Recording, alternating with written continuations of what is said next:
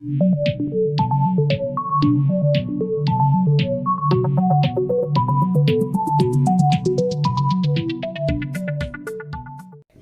फिर एक बार स्वागत है। आज हम आपसे ब्राजील को पीछे छोड़कर दूसरे क्रमांक पर भारत के पहुंचने की चर्चा करेंगे। दोस्तों, पिछले 1-1.5 महीने से भारत और ब्राजील के बीच में एक रेस चल रही थी। ब्राजील तेजी से आगे बढ़ रहा था और उसके पीछे हिंदुस्तान भी लगा हुआ था। अमेरिका इन दोनों से बहुत आगे था और बाकी देश हम सबसे बहुत पीछे थे। गैप ब्राजील और भारत का इतना ज्यादा था कि ये बात बहुत मुश्किल दिखाई देती थी कि हम उसको पा लेंगे, लेकिन ऐसा नहीं हुआ। अभी पिछले एक हफ्ते में हमने ये किया कि खुद अपना ही रिकॉर्ड तोड़ना शुरू कर दिया। यानी डेली केसेस के मामले में जब हिंदुस्तान में 75,000 केस आए तो ये एक दुनिया का कीर्तिमान था। दुनिया के किसी मुल्क में एक दिन में 75,000 से ज्यादा केस नहीं आए थे, मगर ये कि भारत में आ गए। इसके बाद हमने उस कीर्तिमान को तोड़ा और हम 80,000 पर पहुंच गए। उसके बाद हमने उसको भी तोड़ा और 90,000 पर पहुंच गए। तो ये जो तेजी आई, इसके सबब से ब्राजील हमारे पीछे रह गया। ब्राजील का तो ये हाल है कि आजकल वहां डेली केसेस सिर्फ 20,000 आ रहे हैं और वो अमेरिका जो कि सर्वश्रेष्ठ है, उसका भी हाल ये है कि वो 40 और 50,000 के बीच में है। इससे पता चलता है कि अगर हमारी यही रफ्तार जारी रही, यानी हम अगर 80-90 की रफ्तार से आगे बढ़ते रहे और अमेरिका ने अपनी रफ्तार नहीं बढ़ाई, तो वो दिन दूर नहीं जब हम अमेरिका को भी पीछे छोड़कर नंबर 1 पोजीशन पे आ जाएंगे। दोस्तों, इस दरमियान और भी बहुत सारे डेवलपमेंट होते रहे। मसलन 2 जुलाई को न्यूजीलैंड के डेविड क्लार्क ने, जो वहां के हेल्थ मिनिस्टर हैं, उन्होंने इस्तीफा दे दिया, इसलिए कि क्वारंटाइन की उनसी छोटी सी खिलाफ वर्जी हुई थी। 8 अगस्त को पोलैंड के स्वास्थ्य मंत्री लोकास मोस्की ने अपना राजीनामा दे दिया, इसलिए कि वो भी अपनी जिम्मेदारी को अदा करने में नाकाम हो गए थे। आयरलैंड के वजीर दारा किलियारी ने और उनके नायब लीडर ने भी एक पार्टी में शिरकत की। लोगों ने उसके खिलाफ एहतजाज किया तो उन्होंने भी इस्तीफा दे दिया। और खुद ब्राजील के जो स्वास्थ्य मंत्री थे, उन्होंने भी सिर्फ 1 महीने अपना काम चलाया, नेल्सन टाइश, और उन्होंने अपने राष्ट्रपति को समझाने की कोशिश की कि ये वक्त ऐसा नहीं है कि जिसमें लॉकडाउन को खोला जाए, इससे लोगों में मृत्यु का दर बढ़ेगा। लेकिन राष्ट्रपति ने जब ये कहा कि नहीं, हमको अपनी इकोनॉमिक एक्टिविटी चालू रखने के लिए लॉकडाउन को खत्म करना पड़ेगा, तो उस खुददार स्वास्थ्य मंत्री ने भी इस्तीफा दे दिया। उसी दिन हिंदुस्तान चीन से आगे निकल गया था, लेकिन हमारे यहाँ किसी की कान पे जू नहीं रेंगती। कोई स्वास्थ्य मंत्री, कोई वित्त मंत्री, कोई प्रधानमंत्री इस्तीफा नहीं देता। कनाडा के अर्थ मंत्री ने इस्तीफा दे दिया, इसलिए कि वहां पर इकोनॉमिक पोजीशन बहुत खराब है।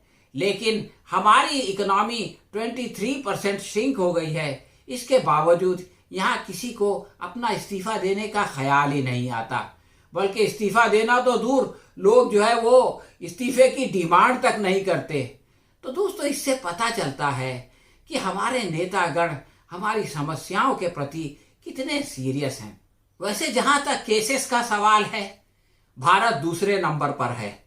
लेकिन जैसा कि मैंने आपको बताया और आप इस चार्ट में देख भी सकते हैं कि नए केसेस का सवाल, यानी डेली नए केसेस का सवाल अगर आप देखें तो भारत सबसे ऊपर है और दूसरे नंबर पर रशिया है, जहां अभी अभी हमारे मंत्री राजनाथ सिंह दौरा करके आए हैं। तीसरे नंबर पर मेक्सिको है, उसके बाद इंडोनेशिया, बांग्लादेश, यूक्रेन, ईरान और दूसरे देश हैं।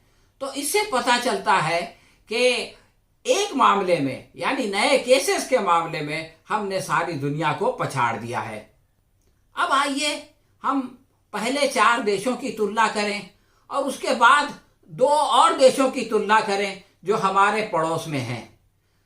फिलहाल कोरोना के मामले में सबसे ज्यादा केसेस, यानी 64,60,421 कंफर्म्ड केसेस अमेरिका में है और वहां रिकवर होने वालों की, यानी सेहतमंद हो जाने वालों की तादाद 37,26,099 है और मरने वालों की संख्या भी बहुत बड़ी है, यानी 1,93,253। इसके बाद भारत का नंबर आता है केसेस के मामले में। यहाँ पर 42,08,645 मरीज हैं आज की तारीख में और अच्छे होने वालों की तादाद 32,50,429 है। मरने वालों की संख्या हमारे देश में कम है, 71,711। ये बहुत ही अच्छा समाचार है, सुखद समाचार है। इसके बाद ब्राजील, जिसको कि हमने अभी अभी पीछे छोड़ा है, उसमें 41,37,605 केसेस हैं और अच्छे होने वालों की संख्या 33,17,227 है। ब्राजील का मामला भी मरने वालों के हिसाब से भारत से बहुत ज़्यादा है, यानी 1,26,686। इसके बाद ब्रिक्स में का जो दूसरा कंट्री यानी रशिया का नंबर आता है, जहां 10,30,690 केसेस हैं और मरने वालों की संख्या हमसे भी बहुत कम, यानी 17,871 है। एक ज़माने में हम अपने देश की तुलना पाकिस्तान से किया करते थे और जब पाकिस्तान में लॉकडाउन हटने लगा तो हमारे मीडिया ने यह खबर उड़ाई कि पाकिस्तान बहुत जल्द कब्रिस्तान बनने वाला है। उस जमाने में बांग्लादेश पाकिस्तान से भी नीचे था, लेकिन आज की संख्या हम देखें तो बांग्लादेश में संक्रमित लोगों की संख्या 3,27,359 है और मरने वालों की संख्या केवल 4,516 है। और पाकिस्तान का हाल तो उससे भी बुरा है। पाकिस्तान में संक्रमित लोग 3 लाख भी नहीं है, 2,98,903 हैं और मरने वाले भी केवल 6,345 हैं। तो हम जिनको अपने से तुच्छ समझते थे और उनके बारे में तरह तरह की बातें मीडिया में उठाया करते थे, वो कोरोना के मामले में हमसे बेहतर हो गए हैं और हम उनसे पिछड़ गए हैं। हिंदुस्तान के नक्शे पर नजर डालें तो पता चलता है कि 60% केसेस केवल 5 राज्यों में हैं और उनमें सबसे ज्यादा महाराष्ट्र में है, यानी 21%। उसके बाद आंध्र प्रदेश 11%, तमिलनाडु भी 11%, कर्नाटक तकरीबन 10% और उत्तर प्रदेश 6.3%। इसमें पता चलता है कि इन 5 राज्यों में से एक भी राज्य ऐसा नहीं है जहां पर कि कांग्रेस की सरकार हो। महाराष्ट्र में कांग्रेस सरकार में शामिल जरूर है, लेकिन उसके साथ एनसीपी और शिवसेना है। और इन 5 राज्यों में 2 राज्य ऐसे हैं जहां बीजेपी की अपनी सरकार है, यानी कर्नाटक और उत्तर प्रदेश। इसके अलावा क्षेत्रीय पार्टियों की सरकारें हैं। इसी तरह मरने वालों की संख्या देखें तो पता चलता है कि 70% मौतें केवल 5 राज्यों में हुई है। इसमें भी महाराष्ट्र सबसे आगे है, यानी 37.1%। और इसके बाद तमिलनाडु का नंबर आता है, यानी 10.5%। उसके बाद कर्नाटक है जो 8.9 पे है। इसके बाद दिल्ली है जो 6.4 पे है और उसके बाद आंध्र प्रदेश है। तो इन 5 राज्यों में भी एक राज्य बीजेपी का है और बाकी 4 राज्य क्षेत्रीय पक्षों के हैं, जिनमें से एक में कांग्रेस शामिल है। इससे अंदाजा लगाया जा सकता है कि ये अलग अलग पार्टियां अपने राज्य में संक्रमण को रोकने में कितनी कामयाब हो रही हैं। जहां तक एक्टिव केसेस का सवाल है, कुल 5 राज्यों में 62% एक्टिव केसेस है।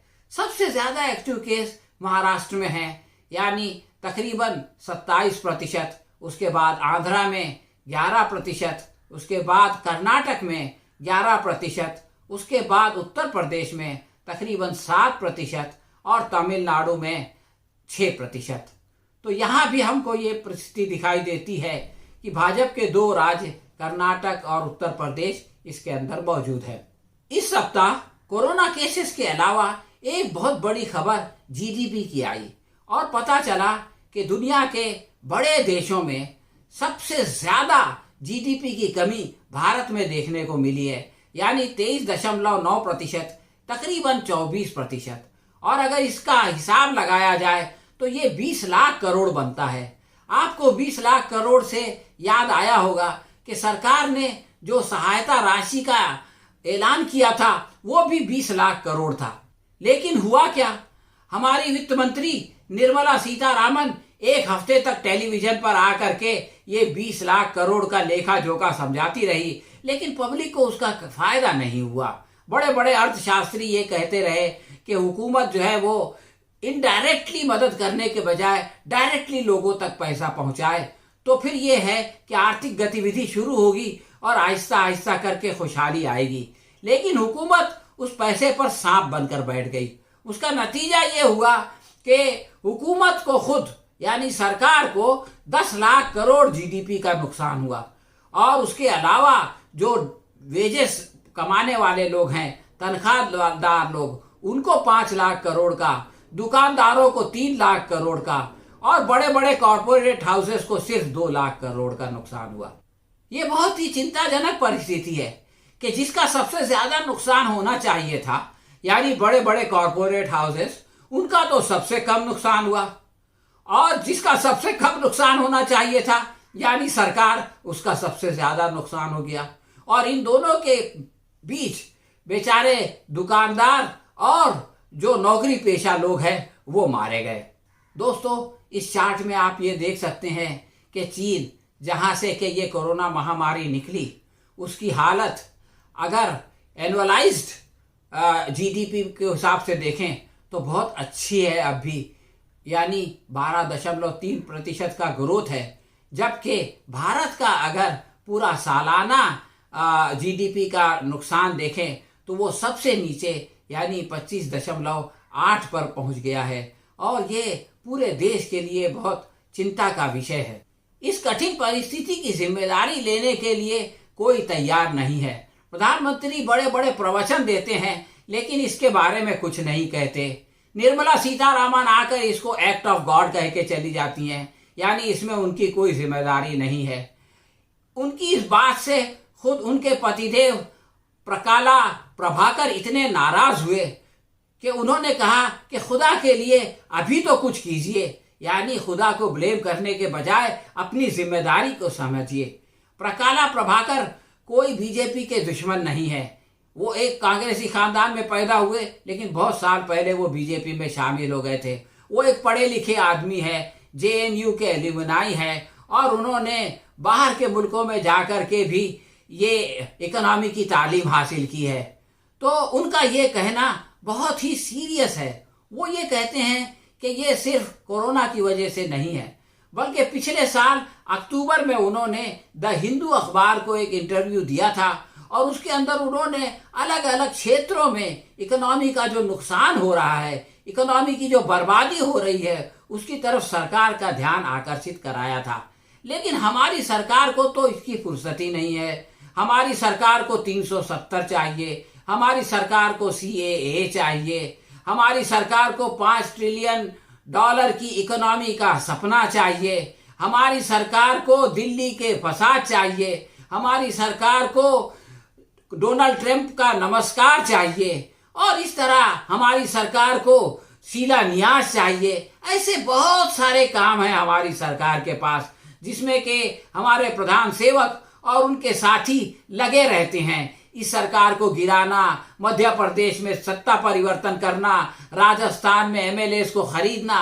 जब सारी प्राथमिकताएं ही हट जाएं, जब सारी प्राथमिकताएं ही सत्ता को ज्यादा से ज्यादा हासिल करने की हो जाए, इकोनॉमी के बारे में लोग सोचना ही बंद कर दें, तो अगर ये नहीं होगा तो क्या होगा?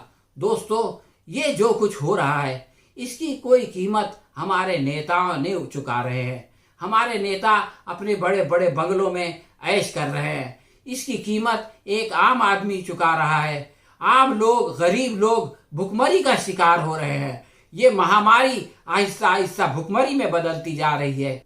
हाँ तो दोस्तों, ये थी हमारी आज की समीक्षा। आपको कैसी लगी हमें कमेंट बॉक्स में लिखकर बताएं। अगर पसंद आई हो तो लाइक करें और शेयर करें। हम बहुत जल्द किसी नए विषय के साथ आपकी सेवा में फिर उपस्थित होंगे। तब तक के लिए अनुमति दीजिए। शुक्रिया, धन्यवाद।